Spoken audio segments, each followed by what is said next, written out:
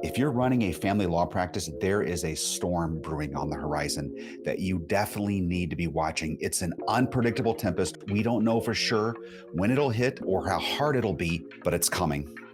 It's non-lawyer ownership of law firms. In this video, I'll cover 3 significant stories that have dropped recently and their potential impact on family law firms. I will summarize each one, and I'll share with you my analysis on how this could, and in some cases will, eventually impact us in family law. I'm Jeff Hughes. I'm the CEO of Sterling Lawyers, and we are a 25-plus attorney family law firm doing over 15 million revenue.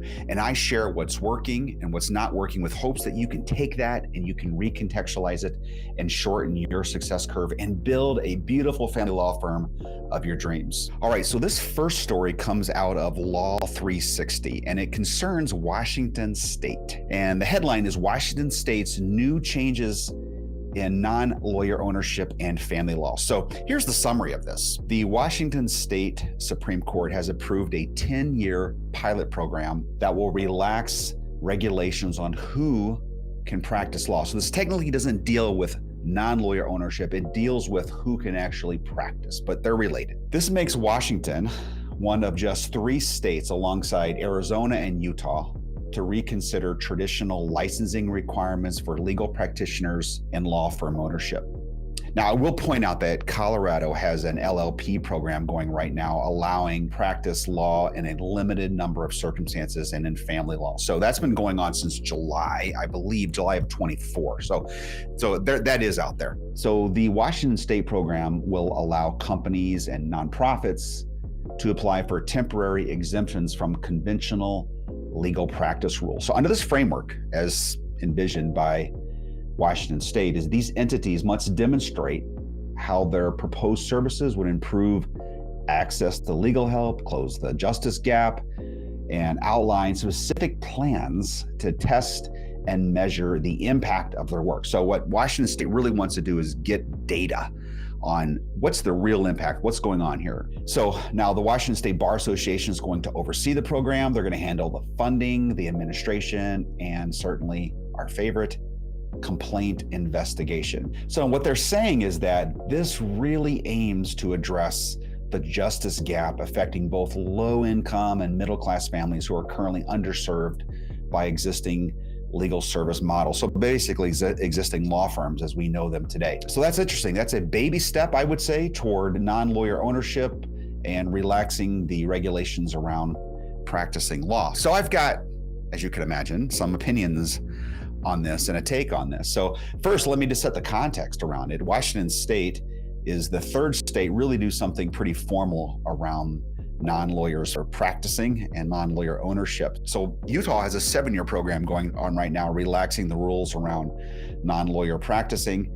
Arizona jumped in with both feet to the deep end, and now there's over 100 different non-lawyer owned businesses that are practicing law in some form or another. Most of them are around real estate and in business law. And then you see Washington State here kind of tiptoeing in, recognizing there's a problem, and saying, look, we just want to get some data. Let's start small and see how this goes. So first off, it's great to me. I'm just so excited that Washington State is doing this. It seems like one of the primary arguments against non-lawyer ownership is like, look, we don't have good data on this. We can't just allow non-lawyers to own firms because we don't have enough good data on this. So Washington State's making an effort to go out and get that data to decide whether or not they want to extend that even further. It's really been hard to come by this data. And I know that you have Australia and England both have relaxed their requirements around non-lawyer ownership. So we have data over there and across the Pacific, but we don't have data here in the US really. And so I think Washington State's recognizing that and wanting to resolve that. So second, I love to see this public debate on non-lawyer ownership. I love the fact that it's out there. People are actually talking about this rather than just sticking with the old kind of old school way of doing things. And it's fascinating to me because I've read a number of articles around this issue in Washington State as it highlights this tension in the legal industry between innovation and tradition. So tradition is trying to hold off all possible innovation that could threaten their control. Okay, you know, those that don't want to see any non-lawyer ownership of law firms. So on the innovation side, you've got supporters that are mainly tech firms, and legal aid organizations are a big one. And they see this as a crucial step toward modernizing legal services and improving access to justice. So they come at it from that perspective. And they argue that, look, we got to embrace new business models and technologies because we need to make legal help more accessible and affordable. And frankly, it's really hard to argue against that. You know, I'm in family law, right? And I see the pro se rate 65 plus, approaching 70%. And that is unbelievable if you think about that. So on the traditionalist side, there's significant pushback from practitioners. Now they argue, obviously one of the big ones is now you are putting the decision-making in the hands of non-lawyers, and that's going to erode legal standards and risk poor legal service. And Washington State Association for Justice, specifically in this article, raises concerns about consumer protection, the possibility of predatory fees. And those are all valid concerns. But I will point out that we already have those things right now. Those things exist with lawyers today. Now, lawyers are self-policing, so there's certainly not a lot of it, but it does exist out there. And so I don't see, frankly, why we can't do more of that regulation here as well if we did have non-lawyer ownership. But that's the arguments. Okay, so my third take on this, I don't believe there's any way in the world that we're going to see the end of this 10-year pilot program. 10 years is a eternity in today's world. I mean, you have AI advancing at such a rapid pace that 10 years is unfathomable to think about where we are going to be as an economy, as an industry, as a legal field in 10 years. But Washington taking this really slow, data-driven approach, which has its merits, certainly, but there's no way we're going to get to the end of the 10 years on this. So we're moving way too quick. And I think AI is going to force every state's hand on this quicker, but those that are kind of tiptoeing into the water right now, I think we're going to see that forced even faster there. Now, fourth, I think there's just going to be a massive fight on the collecting and interpreting of whatever data comes in. You have the traditionalists who don't want to give up their control. And you have those that are arguing for access to justice on the other side who are going to interpret everything their direction. So it's just going to be real fascinating to me to see, okay, we got to collect data, but what's it really mean? And both sides are going to be convinced, I'm sure, with whatever the data comes back. It's going to be enjoyable watching this play itself out. My dad used to always say, figures lie and liars figure. So we're going to have that's going to be front and center as we get into this. As this data starts to come in. Also, speaking of the AI kind of forcing the hand of these states, I have a podcast coming up. I'm doing an interview later today, actually, with the founder of divorce.law. And they're claiming to have produced the first generative AI divorce aid for legal professionals. So that'll be interesting to see how this first shot across the AI bow, how that's going to work out. Hello, Jeff here. My team and I have built a family law practice resource website at jsterlinghughes.com. That's jsterlinghughes.com. And it is loaded with all kinds of information and downloads and educational content to help you build the family law practice of your dreams. So if you haven't, please go to my website, subscribe to the newsletter, and I promise each week I'll send you valuable content that will help you build a beautiful law firm, as well as share with you news and developments happening around the United States that impact the practice of family law. So the second story I want to share with you has been all over the news. It's been in the Wall Street Journal, and it's been on dozens of alerts that I get on non-lawyer ownership and deregulation, and that concerns KPMG's expansion into legal services in Arizona. And so what you have here is you have KPMG, which is one of the largest accounting firms in the world. It's part of the Big Four here in the US. And what's also fascinating here that I didn't realize is that KPMG is already practicing law in the UK, in Australia, and in other countries. So practicing law is not new to KPMG, but it's new certainly in the United States should it get approval. So right now, KPMG's application is weaving its way through the Arizona Supreme Court, and by all accounts and all the articles that I'm reading indicates that it's going to be approved. And so when that happens, it will allow KPMG to practice law in the state of Arizona. Now, what's particularly interesting about KPMG's approach is that they claim that they're not aiming to compete directly with traditional law firms on complex litigation, high-stakes corporate deals, M&As, and the like. Instead, they're targeting a high-volume, routine legal work area of business law, dealing primarily with contract management, post-merger document standardization, in areas where their technological infrastructure and their global scale gives a significant advantage to them. They're indicating they're going to start at. So I can imagine they're thinking that if they set up shop in Arizona, they're going to be allowed to do the similar type of work all across the United States, but with Arizona lawyers. That seems to be what they have in mind. Now, Arizona's regulatory environment on this is particularly welcoming of this type of work, of innovation. They like this.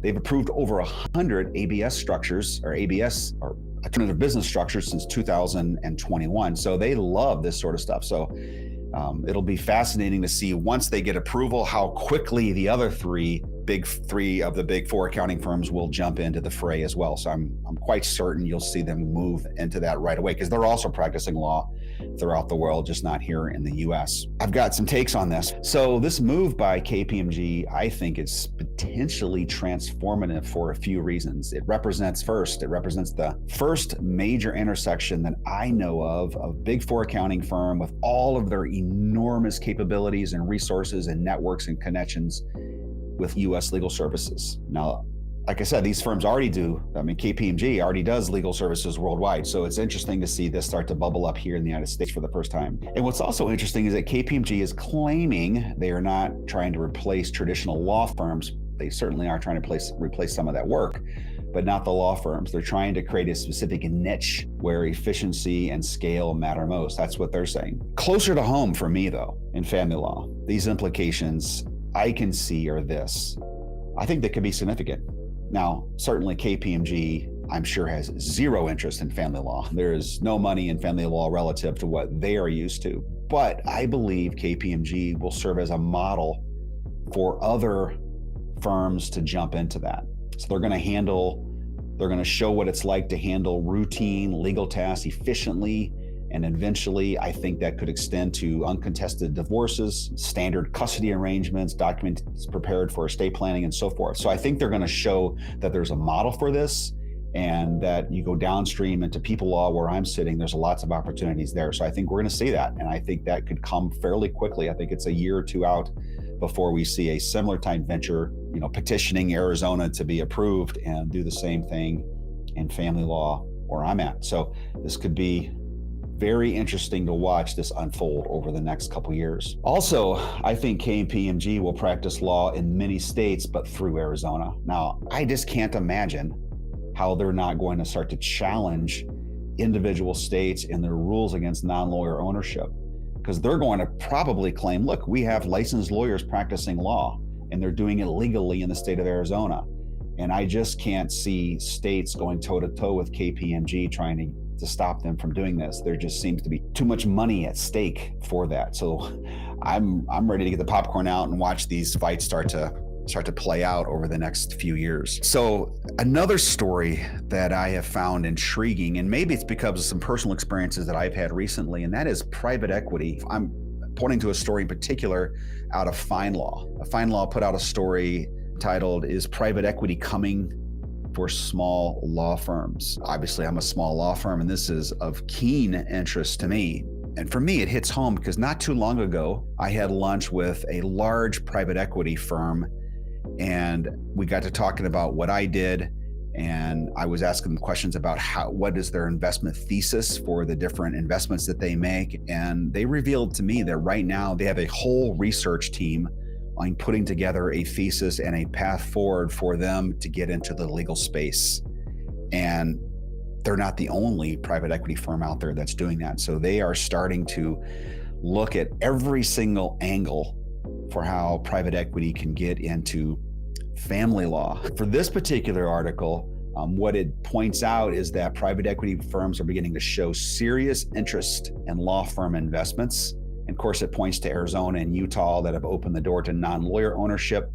But more interesting to me is it focuses the article in on small rural law firms and pointing out that there is a dearth of attorneys in a lot of these smaller areas, these rural areas throughout the United States, and that there is an opportunity for private equity to jump into that space. And you're thinking, well, private equity is so massive and huge. What does it care about, a little small town America? But let me just tell you this. I don't know if you've called for a local HVAC guy or a plumber or electrician lately, but private equity is moving into all of those home service fields with reckless abandon right now. They're doing acquisitions, it seems like, on the regular every day and buying these companies up. So they've got the model figured out for how to do small town home services. So extending that to law firms is certainly something within their wheelhouse and capabilities to do. And the article points out that, look, the last untapped gold mine, as viewed by many of these private equity firms, are small town firms. That's what they see. So as a family lawyer, what do we take away from this? What to make of this private equity interest in small law firms?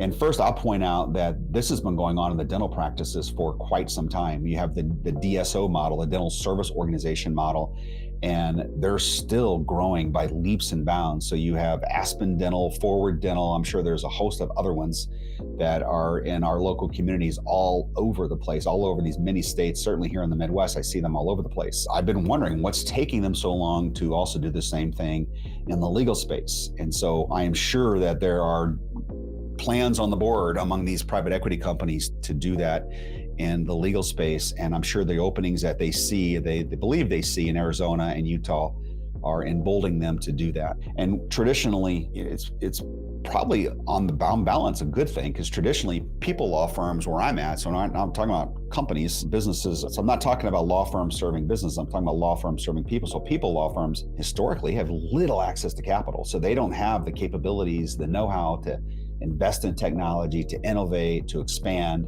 And private equity could change all of that dynamic completely. I also can see a private equity firm rising up within a law firm and being owned by lawyers and doing private equity deals in these small rural areas as well. So I think you're going to see some of that start to unfold. I haven't heard of that yet. I actually have heard of it a little bit in the personal injury space, but I haven't heard of it in family law, but it's got to be coming. There's just too much stacked in that direction for that not to happen. So these are all interesting developments to watch. I'm watching them carefully every single day, and I'll certainly bring more of these developments to you as they unfold in the coming months and quarters ahead. And if you're interested in following this more closely, if you go to my website, I actually have created a page to do nothing but watch for non-lawyer ownership and deregulation of law. So my website is jsterlinghughes.com.